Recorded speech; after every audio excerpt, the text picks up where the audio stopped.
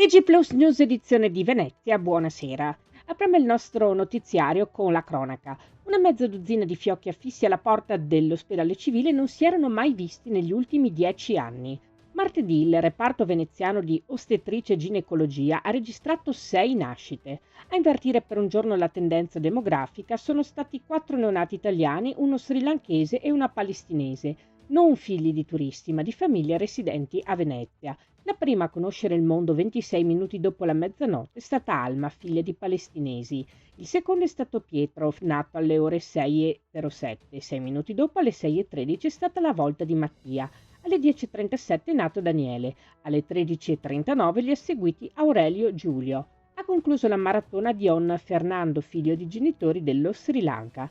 L'accelerata di parti avvenuta martedì ha determinato il sorpasso delle nascite nel centro storico veneziano rispetto allo scorso anno. Il 7 ottobre del 2024 il registro nascite annuale contava 211 bambini. Il 7 ottobre 2025 i bambini segnati nel nuovo registro sono invece 214. Cambiamo argomento.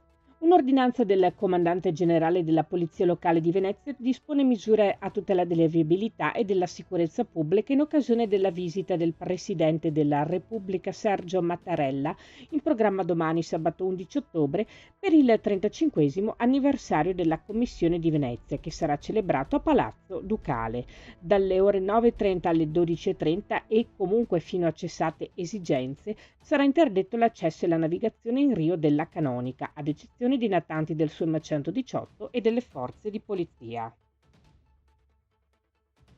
Ultima pagina, parliamo di cultura. È stata inaugurata oggi negli spazi ex industriali del padiglione Antares a Marghera la mostra conclusiva della sesta edizione di Extra Ordinario, il workshop dell'Atelier F dell'Accademia di Belle Arti di Venezia, realizzato in collaborazione con Arsenalia, la società di consulenza e innovazione tecnologica.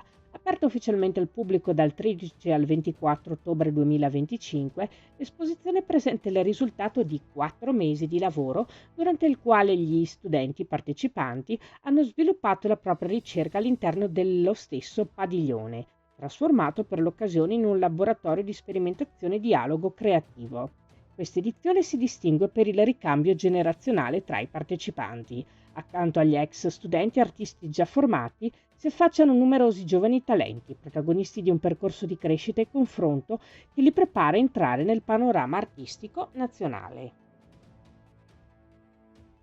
Passiamo agli spettacoli. Dopo il sold out delle ultime edizioni, ritorna sul palcoscenico del teatro alla Vogaria di Venezia, ad Orso Duro 1607 Corte Zappa, la stand-up comedy. Un ciclo di spettacoli curati da Niccolò Falcone che propone gli artisti più rappresentativi della scena italiana. A dare il via domani sabato 11 ottobre, ore 21, Fallito e Contento, il nuovo show ironico e satirico di Luca Tramazzo.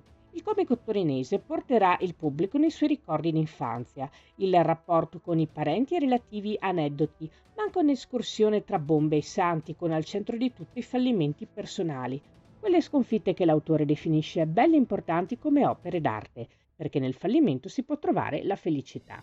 Questa era la nostra ultima notizia. Grazie per averci seguiti. Arrivederci.